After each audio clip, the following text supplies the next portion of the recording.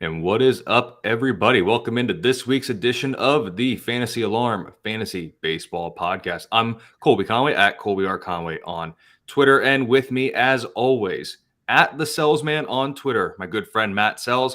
Matt, how are you doing, my friend? I'm doing pretty well.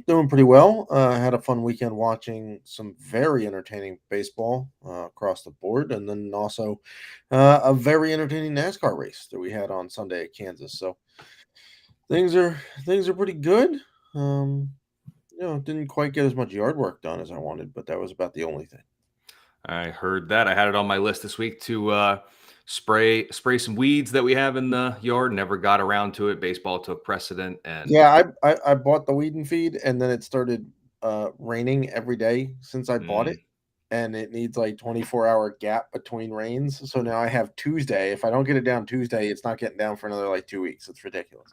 I do the same thing with the weed stuff, and then we have that Sunday lawn care where you Yes. got to spray it, and it's supposed to be like dry for a little bit and not wet. And I'll sit there and look at the week ahead and be like, all right, well, I got to get this done. But there's rain Tuesday, Thursday. I guess I can't do it till Saturday. I'm Yep. stuck. Can't do it till then. So creature of habit and just following the rules. I guess I could go out there, but I don't want to put the work in and then waste the time for it to rain Yes. and for all to go away. That's how I think about it. But it's something we must deal with. But Matt, we got to talk about injuries like we always do. And I think we have to start with the struggling and reeling Chicago White Sox, who will now be without Eloy Jimenez, who's pretty much for the majority of his career in and out of the lineup anyway.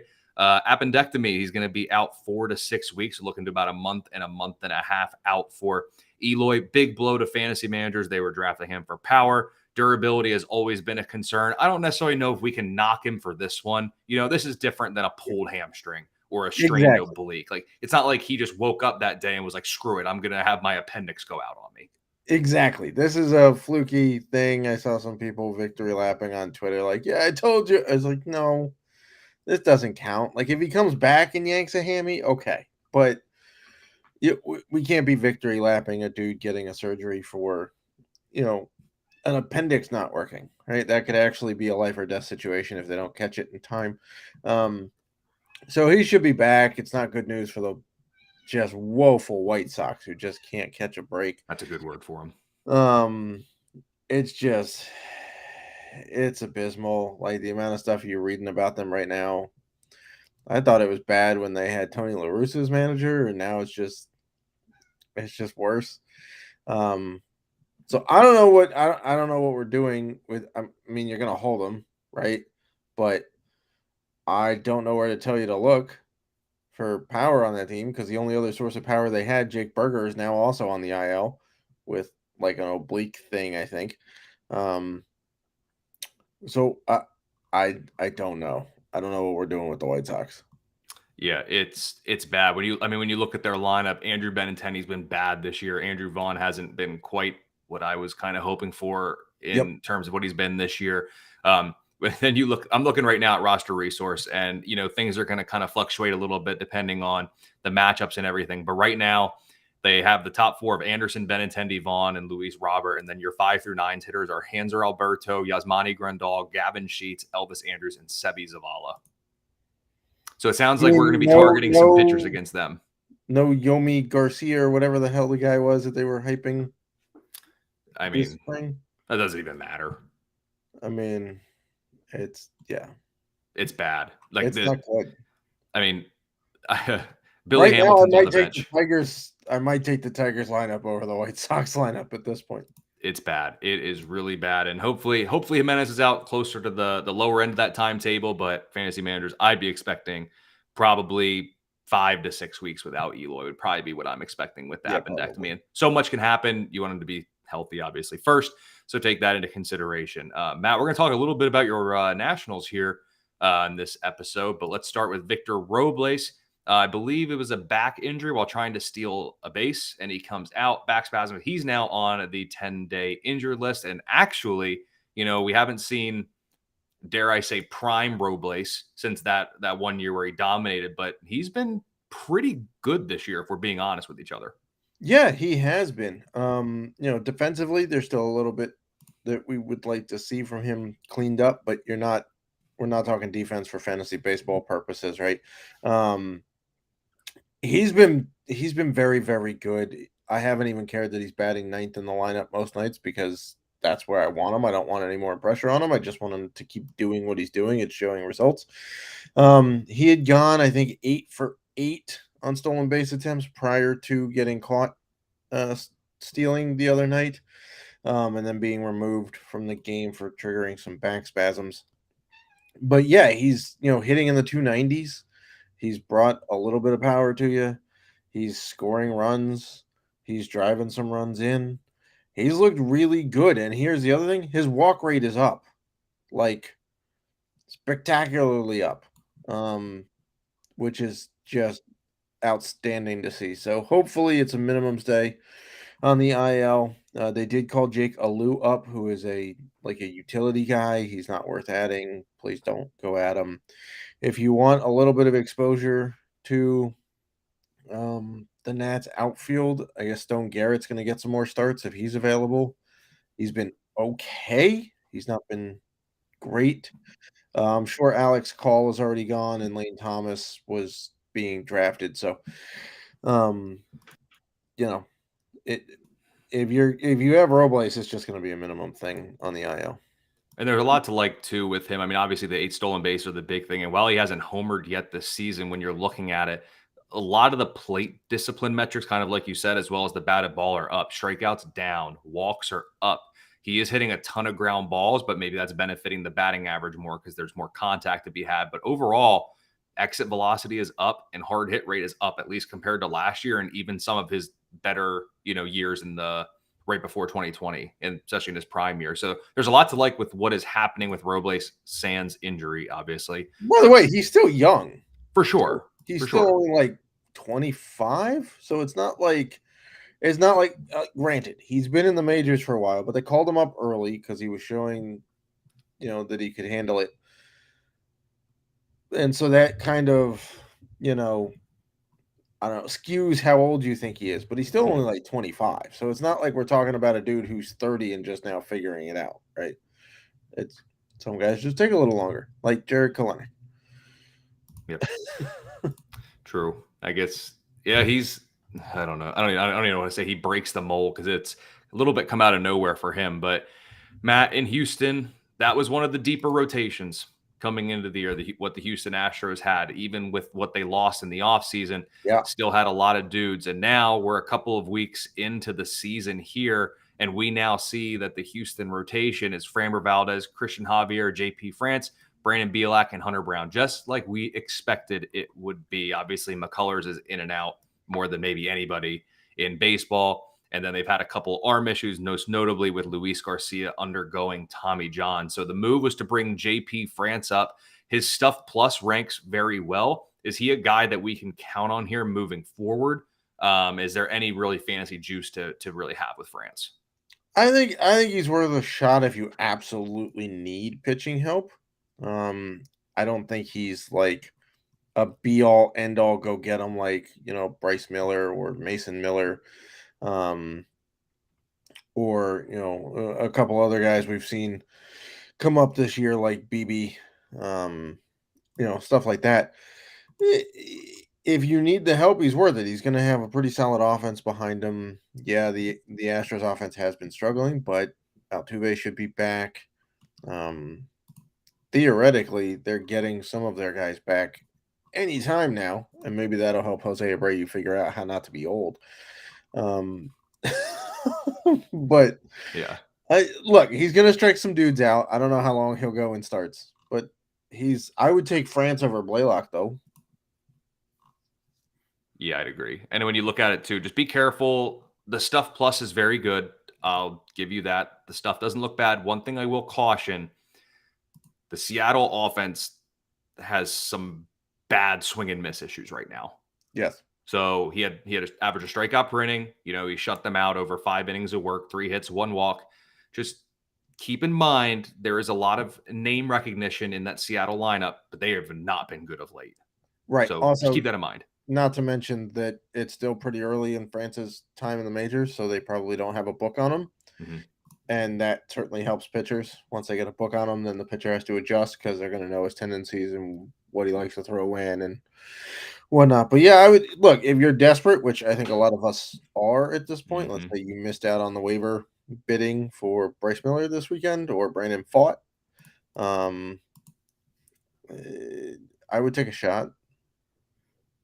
Yeah, your lineup's going to have to determine that. Well, I actually don't have this on the sheet that I want to talk to you about here, but I think we're both in agreement. It was about a week ago. I was doing the Streaks and Trends article over at Fantasy Alarm. Check that out. It comes out every Saturday. Talk about some fantasy baseball risers and fallers. And I mentioned Jose Abreu, and I said I was teetering on that edge of getting ready to drop him a week ago. A week has passed. I'm done with Abreu. I'm out. I'm so sick of these 1-for-4 with a single and a strikeout games. It's not helping. There's no power. John Impemba just tweeted out his Baseball Savant page, or not just did, but he tweeted on Monday. So go check that out. But there's a little too much blue on that page for my liking, Matt. And the way that you kind of said of him being old, I feel like you're kind of in the same boat as I am. I'm jumping ship with Abreu. Yeah, I wanted to hold out until Altuve came back and see if Altuve being back in the lineup helped add depth and help, some of the guys behind him. But even as bad as first base can be, I think there's other options that we can look at for first base outside of Abreu. You could stream first baseman at this point for all we care. Yeah. He's not bringing anything of value to your fantasy lineup. Yeah, that 261 slug is all I can look at when I'm looking at his page here. It's bad. Like strikeouts are up. The big thing is walks are down. So he's not even helping you in OBP. Yeah. He has 30 hits this year and 25 of them are singles. That would be why he has a 261 slugging. That would be exactly why. Math checks out. I'm just saying. Yeah, no, for sure. But average exit velocity is down 4 miles an hour this year from his career mark. He's launch angles now. This is now back-to-back years of single-digit launch angles. Barrel rate's way down. Hard hit rate is way down, which we could obviously know without kind of just seeing some of those numbers. But then when you look to plate discipline, he is leaving the zone way more than he ever has in years past. Contact's down a little bit. Obviously, whiffs are up as well. And it's just, I can't find a redeeming quality right now about Abreu that would allow me or want to make me keep him on my team. Correct. And first base, good luck. I have leagues where I picked up Lamont Wade Jr. and I'm starting him over Abreu. Just simply put. And I didn't think that would be the case about 2 months ago. But here we are. Yeah. The joys and the beauty of this game. If Matt Mervis for some odd reason is still available in your league, you need to get him. Yep. Because honestly, hey, at least Mervis lately has gone 1-for-4 with a single and an RBI and a strikeout. It's better than what Abreu's done. So sign me up for that. But some other injuries, depending on when this drops, this might drop the day that Aaron Judge is expected to return. So fantasy managers should be excited to get Judge back in the lineup. Jose Altuve and Carlos Carrasco seem to be on precipice of their returns. But one person who's not, and I just have to throw this in there because I feel like I'm contractually obligated to, but Carlos Rodon's not near a return, Matt. Just wanted to throw that out there. It's been a week since we talked about him. I just wanted to make sure people knew that Carlos Rodon is not coming back anytime soon. Just wanted to throw that out there. No, he's not. And in fact, the last report I saw said chronic back issue, which is not. They asked him about a July return, and he said, I don't know. Okay. Thank you. Come again. Yeah, I don't think we see him this year. Whoa, okay. That's I wasn't ready to go that far yet, but I'm getting there. To be honest, he hasn't thrown, right? He just got an injection, which means he's not going to throw for another little bit. Then they're going to have to do another scan to see what the heck is actually up. And then if all else checks out, he's got to start from square one. Right? He's got to start soft tossing again. Let alone pitching from a mound. He's going to have to flat ground toss. Right? Which we all know takes a bit because you got to go soft and then you got to wait a day to see how it reacts. And then you back it up a little bit. And then the process, I don't know, man. Is it possible we see him in late August? Sure. But like at this point, the Yankees signed him to a 6-year deal? Yeah, 6 for 162, I believe. So if you're pretty sure it's a chronic issue and you've already seen his inability to put it behind him this year, Mm-hmm. the Yankees, if I were them, granted, you were counting on him to be the number 2 behind Garrett Cole and lengthen that rotation. And Oh, you trade him for a hitter. Got it. no, I don't think you trade him for a hitter. I mean, I would gladly take. I know Harrison Bader hit like a 2-run shot on Monday to help him, but Jesus, I would take Jordan Montgomery back. Even though he hasn't been great with the Cardinals, I'd still take him back. Anyway, healthy. I think if you're the Yankees, you show Rodon this year. Let him rest. Let him, get a treatment plan figured out, how to deal with this, right? Because we've seen like a chronic thing with Kershaw, like his back was always a thing, and the Dodgers have figured out how to keep him relatively healthy and pitching well, right? And the Angels have figured out a way to keep the degenerative thing for Trout relatively healthy, right? So you can work around it. I just think you need some time to sort it out. So I'm starting to get iffy as to whether or not we're going to see Rodon this year. And it's fair because when you look at Rodon, he also last. The Yankees, I think, are in last place in the AL East at the moment. Yeah. So he made his last start of 2022 on September 29th, and he logged 2 innings in spring training this year. So I think you might be generous with square one. He dealt with this issue last year and didn't have it fixed or worked on, or what, he just kind of dealt around it, which is never a good sign. Well, could there be some thoughts there if he knew he was kind of pitching for a contract, and if he missed the end of the year with an arm issue, could that affect? I'm kind of just speculating. Well, yeah, I'm not questioning his character. I'm just throwing it out there. It surely would. Like if you play through it so that you go, oh, the guy put up another solid year without being hurt, and he made basically every start except for maybe the one-off here or there. Mm-hmm. Yeah, if he goes down in September and says, yeah, my back can't cut it, there's no way he gets a 6-year, $182 million deal this offseason. There's no way that happens. Yeah, just speculating, just throwing it out there. But yeah.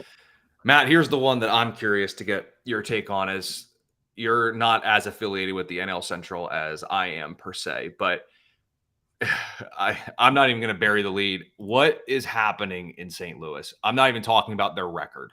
Like, I'm talking about their $87.5 million catcher turned DH turned outfielder turned DH outfielder hybrid turned whatever Willson Contreras is now. I think they're panicking. I think they're freaking out a little bit. I think they came into the season going, this is our division to win.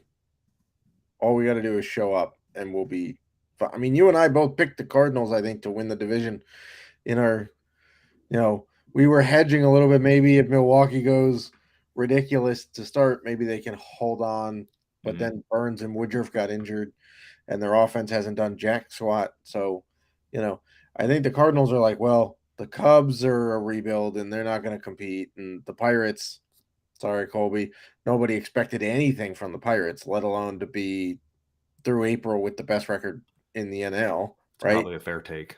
And the Reds are like, yeah, they literally traded anybody of name value for hot dogs last year. So I think they figured that they were just going to stroll into the season and run away with the thing, and they haven't, and they're panicking, and the pitchers are like, yeah, we can't like Contreras doesn't know our tendencies, so can we please go with another guy? But for fantasy owners, this has some serious ramifications here, right? So let's play this out a little bit. I know we're going to kind of shorten the back end of this pod, but if you're saying that Contreras' bat is worth it to stick in the DH spot every day, right?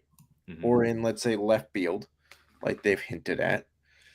Okay, so now you're taking a hit with Kinsner offensively behind the plate, or whoever the heck else they're going to fill in, because the bat isn't as good as Contreras still is, right? But what happens to Nolan Gorman's at bats? Jordan Walker's probably not coming up again. What happens to Tyler O'Neill and potentially Brendan Donovan if they do stick Gorman at second base? And, is Dylan Carlson ever going to play? Like, what exactly are we doing at this point? Are there only 3 guys you can potentially count on for the Cardinals offensively, being Goldschmidt, Nolan Arenado, and Tommy Edman for steals? Can you trust Lars? Is he going to be in there all the time? I mean, right field seems... That seems his spot. They need defense, Yeah, right? But I mean, he seems okay for now. I think he's fine. I think Gorman's going to be in there every day against righties. I think where are you playing Contreras, in left field? I would think you'd have to DH Contreras. Gorman goes to second, and then Tyler O'Neill, when healthy, or Donovan. So Donovan's not playing second base anymore. Not against righties. Because he hasn't really done anything to dissuade you from playing him. No, and what we saw in the spring is long gone.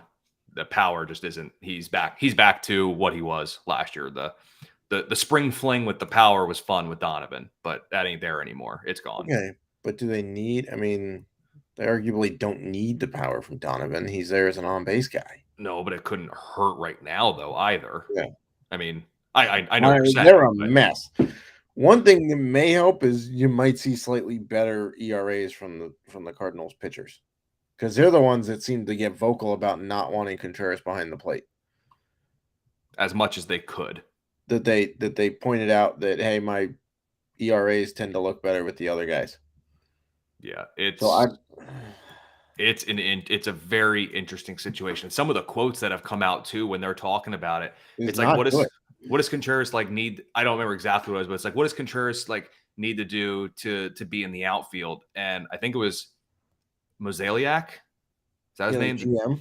Yeah, the GM or baseball ops or whatever his title is. Yeah. It was like, he should be worried about what he needs to do to catch. And I was like, dang, okay.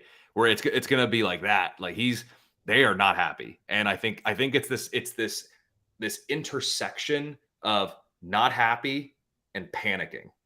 And we're meeting right here. I mean, they're off their worst start in like 50 years. Like, it's not good. But I can't imagine bailing on your big offseason acquisition 1 month into the first season of a 5-year deal. No, I mean, they can't, and especially now injury, too. Right. Like, yeah. Obviously, we just got done with Rodon, who's in his first year, but he's injured, right? Like, this guy's been on the field. So, well, now the thing is, too, even if they wanted to move on, let's say, is a team with the need at catcher going to acquire him? Like, you're going to have pennies on the dollar now. Like, well, we don't want him behind the dish. We don't want him screwing up our already bad pitchers. Yeah, this is a weird situation. This is weird. I mean, when you look at it too, like, Contreras has always had a big arm. Like, his pop times are very good. Like, I'm able to see that. He's not throwing people out either. Correct. And he's not helping the pitchers. That's the big thing. Like, if you look at like baseball savants, like catcher runs, he's at -1, and he's been below that the past 2 years. Blocks above average, albeit above average a few years before. He's been negative in that department the past couple of years. He's got a big arm. That's what he's got behind the dish, but there's some other maturation that needs to occur that we haven't seen this year with St. Louis. I guess, but my other question is, if you're taking him out from behind the plate because he doesn't know the pitcher's tendencies and he's not helping them, when are you going to have him learn the tendencies? Like, do you punt this year and say, hey, your offseason assignment is to work with all of these pitchers and go to their houses and learn their tendencies and show up next year expecting to be the full-time kid? Like, I mean, in the season, what's the only thing that you can do is he warms up. He warms them up. He's treated as the bullpen catcher for them just to get used to them in warmups, and then the other dude, whether it's Kinsner or Trace Barrera, the guy that they also called up to also help with the dish, they're rolling with 3. This is a team that's rolling with 3 catchers on the active roster for the foreseeable future. Yes. Yikes. It's not. It's ugly. It's Now, ugly. on a side note, if Contreras does manage to play 20 games in the outfield, going into next year, he's got catcher outfield eligibility. But you're only going to want to play him a catcher anyway. Yeah, I It's mean, one that's of his only those. guy, just like Varsho's only value is really a catcher. And MJ Melendez. Yes. So, yeah. So, it's an interesting situation. We'll keep our eye on it here. But, Matt, a couple things to wrap up this week's episode. Coming back to your Nationals, I'm giving you chances to talk about them. But when we look at it here in the ninth inning, Hunter Harvey is a guy. He just got a save. And I understand that there could have been some other issues there. But when you look at Harvey over his past handful of starts, like I'm looking back over his last 8 innings, he's got 11 strikeouts, only 1 earned run with 2 walks. Is he a guy that we should be keeping an eye on for saves? I know saves and holds, he's a good guy right now, but what about save chances moving forward? So talking about, he got the save on Sunday, right? That was his first career save ever. A couple things played into that. One, the bullpen was obliterated this series against the Diamondbacks. Watched every inning of it. The bullpen was used a lot more than they not needed to be, but just a lot in the series. So he was basically the freshest arm they had to go try to lock down the save. They blew the save chance in Saturday's game. And in that whole series, I think the bullpen walked 9 guys in 2 games, which is not good. So it's possible if you want to take a shot on him. If you're in a holds league, he should already be owned. But if you're desperate for a guy who may get saves, Hunter Harvey's working it. The slider's looking good. The 100-mile-an-hour heater can't be caught right now. I'd take a shot. They're going to be in a lot of close games, So you may get some decent save chances. And then similar question in Chicago. We've already got a logjam in the bullpen there, but a guy like Mark Leiter Jr. over his last 6 innings, we're talking 9 strikeouts, no walks. And for the year, he's got a K per 9 over 14 with an ERA that's nearing an even 1. It's at 1.13. So again, there's already a logjam in the back end. It's not exactly the most desirable bullpen situation, given they have like 5 guys that could close. But is Mark Leiter Jr. a guy to at least keep on the radar for future save ops? Sure, let's toss his hat into the ring too. I mean, they're looking for a guy that can lock it down because they're actually competing. They're calling guys up like they're competing with Matt Mervis. Christopher Morel should be up very soon, I would assume. So yeah, one thing I will caution though, because this did come up in Discord, a lot of people love the middle relievers who are putting up huge numbers, but my argument is sometimes they put up those huge numbers because they're in middle relief, and there's less pressure in the 7th inning than there is the final 3 outs of a game. So not to say that he will crumble, but I have seen it before where a guy is spectacular in middle relief and everybody goes, let's put that guy in 9th, and then it blows up. And then they put him back in middle relief and he's back to his normal self. So sometimes guys can't deal with the pressure. Not saying Leiter is one of them. Just it's not necessarily a given thing. And to your point, per Fangraphs, if you go to their splits, you can look at like low, medium, or high leverage. He's got 20 strikeouts across 12 1/3 innings that are considered low and medium leverage, whereas his 3 2/3 high leverage innings, we're looking at 5 strikeouts. So still good, no earned runs in this high leverage spot. Right. So still good, but just something to keep in mind there as well. Matt, and then since this is the last edition for the week, we're back to the weekly cadence. Streamer of the week, looking at some early week guys. So who's a guy that you're looking at as a potential streaming option here this week? I'm going with Clark Schmidt for the Yankees. I know he's not been great. He is coming off 4 1/3 shutout innings against Cleveland in his last start. He draws the lovely, just absolutely lovely Oakland A's, who were seen by 2,200 people in their last home game in Oakland. So you would have to assume that he could at least make it through 5 innings there against an offense that's literally worse than their AAA affiliate. That's who I'm going with. He's pitching on Tuesday for the Yankees. They should get Aaron Judge back, which should help with their offense. So I'm going with Clark Schmidt. And then for me, I'm going to Cleveland. I'm going with Peyton Battenfield. When you look a couple weeks ago, he was my streamer, and I had said the strikeouts are going to come. He just needs to give it time. And you look this year, he's got a 14.4% swinging strike rate, 33.3% swing rate, so getting swings out of the zone. When you look at it, he generates more swings out of the zone than Shohei Ohtani, albeit a little bit smaller sample size, and he generates a higher swinging strike rate than Kevin Gausman, Joe Ryan, Sandy Alcantara, guys like that. His strikeout rate's still only at 21%, but a good matchup this week against Detroit, so get him in your lineups for his Wednesday start. But Matt, that'll do it for this week's edition. So again, streamers, Clark Schmidt, Peyton Battenfield, take a look at those guys. If you want some speculative save opportunities, maybe Mark Leiter Jr., definitely Hunter Harvey. Keep those guys on your radar as well. And head over to fantasyalarm.com for all of the great baseball content, both seasonal and daily, that we have available for you. Give Matt a follow at the Selz Man on Twitter. I'm at Colby R. Conway on Twitter. And we will see you next week with the newest edition of the Fantasy Alarm Fantasy Baseball Podcast.